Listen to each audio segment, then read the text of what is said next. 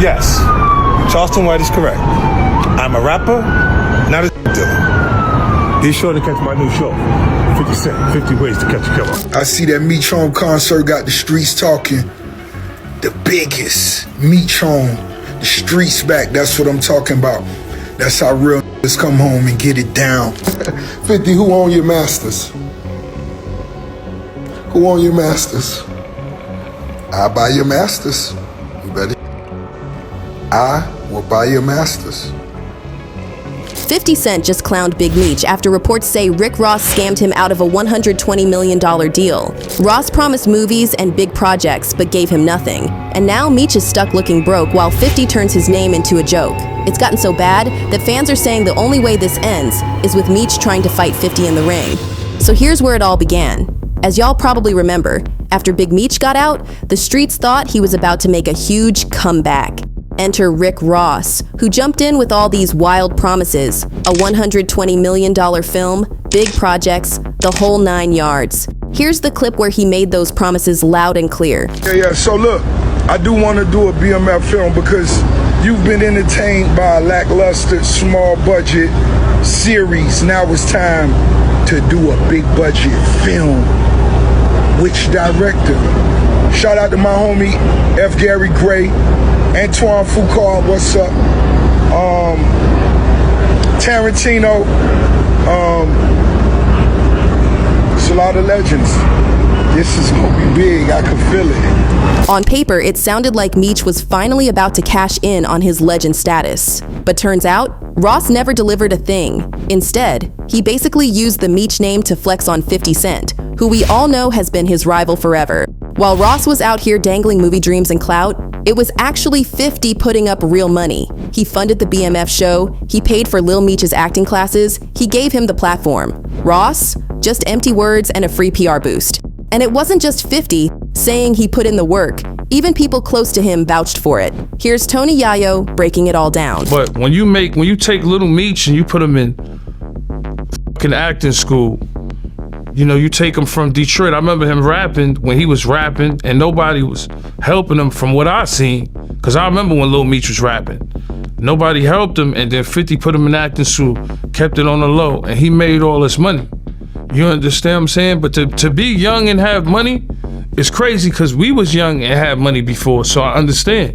Motherfucker got Richard Millie's, Lil Meech got Richard Millie's Chrome Hard jeans, 10,000. I buy some Chrome Hards for 10,000. I might wear them shits for a month, bro. And now, reports are saying Meech is frustrated, broke, and realizing Ross only linked with him to poke at 50. It's embarrassing because instead of leveling up, he's stuck looking like a pawn in someone else's beef. But the fake promises are just the beginning. Because once Meech's son was spotted, hanging out with Ross at the club, things really started to spiral. Just days after those leaked texts came out where Lil Meech was supposedly saying, F Ross, he was suddenly spotted chilling with Rick Ross in the club. Like, make it make sense. The video goes viral. Meech and Ross side by side, whispering in each other's ear, posing for pics, flashing smiles while the whole room's lit red.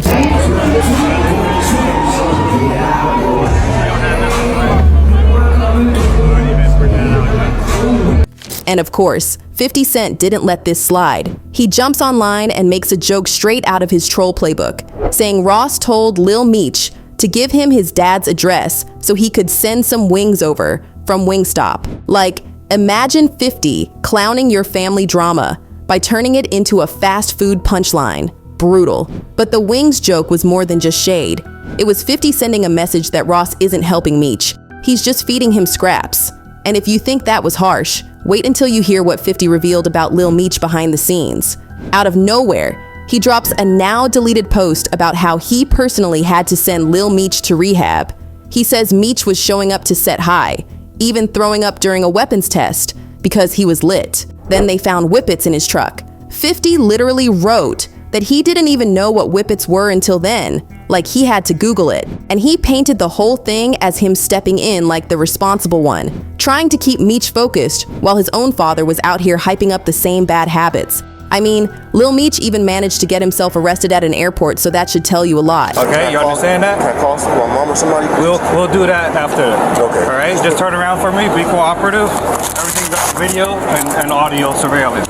Plus, I'm on body cam. You understand that? Sure, yes, I understand. Okay.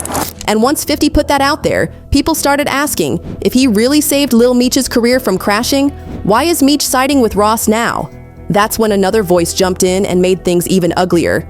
Michael Rainey Jr., most of you know him as Tariq from Power, went live and didn't hold back. A fan asks him if he feels bad for Lil Meech, and instead of dodging the question or playing it safe, he goes straight savage mode. Do I feel bad for Lil Meech? I don't feel bad for no grown man on this planet. Like, I'm a grown man. Why the f I gotta feel bad for another grown man? Like, you a grown man too. What you asking for my sympathy for?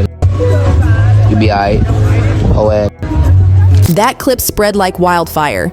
And guess who reposted it with a laugh? Yep, 50 Cent.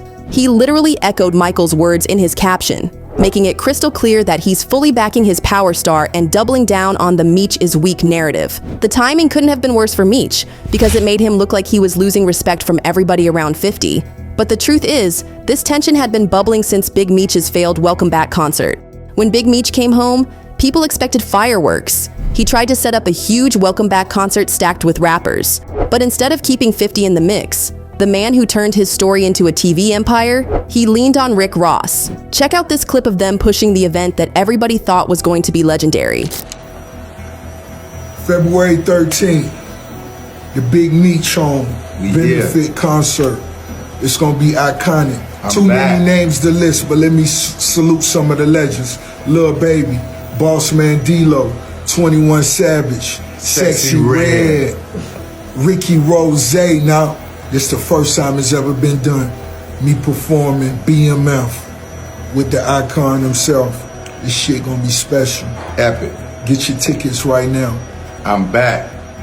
That move blew up in his face. The concert never happened, and for 50, that was the final straw. He accused Meech of cutting deals with the feds and started blasting him online. Fans who once saw Meech as a street legend now questioned everything. Pairing up with Ross made it worse. It looked like Meech traded loyalty for clout, and 50 turned that narrative into fact with his non-stop posts. Instead of a legendary comeback, the concert became the moment people stopped riding for him. And that's when Meech decided to clap back.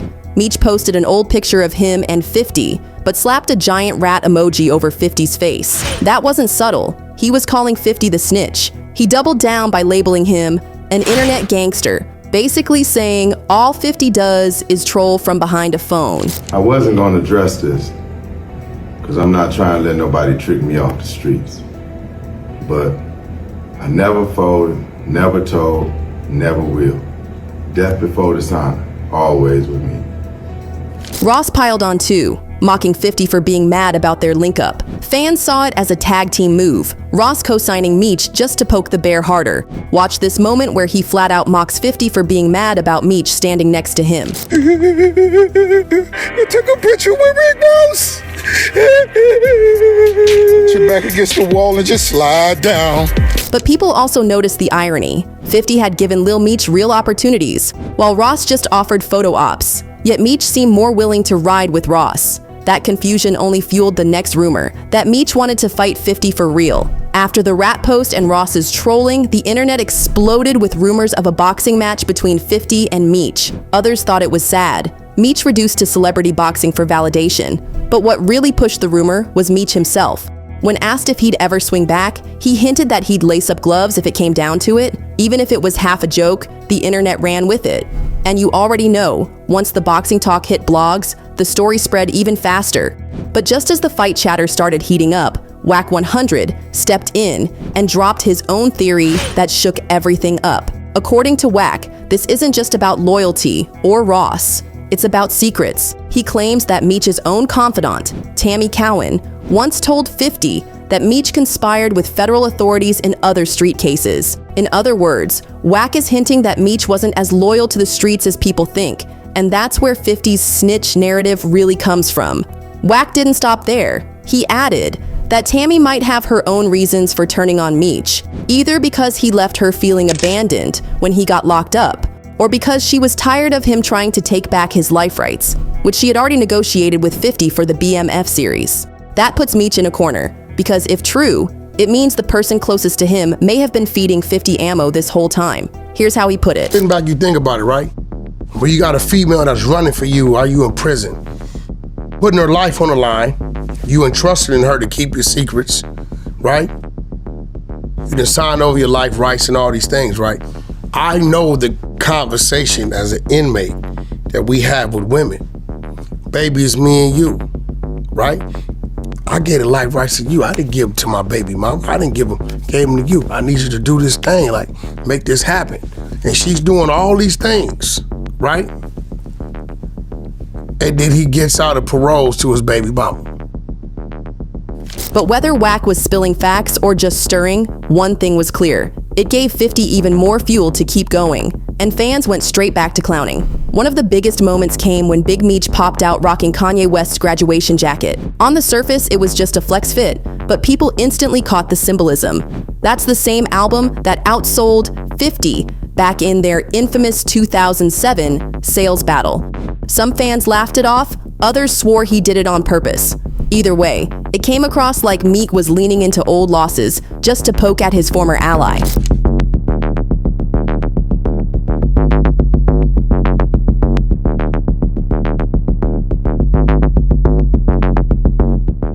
What stood out the most, though, was what didn't happen. Normally, 50 would be the first to roast a fit or screenshot a goofy pose. But this time, silence. And that had people convinced he was holding back on purpose, like he was saving ammo for something bigger.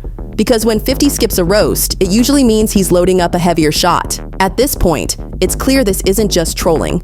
50 has locked in on Meech like an obsession. Most beefs fade, but with Meech, every move gets a response. Some say it's betrayal, that 50 put Lil Meech on, only to watch him cozy up to Ross. Others say it's about power. 50 doesn't just want to win, he wants to crush anybody who crosses him. Letting Meech slide would look weak. And if this ever moves from Instagram to the ring, it won't just be entertainment. It'll be the final chapter in a feud that's already gone too far. One man is trying to protect his legacy, the other is trying to destroy it for laughs. And the way things are going, it looks less like a rumor and more like the next move waiting to happen.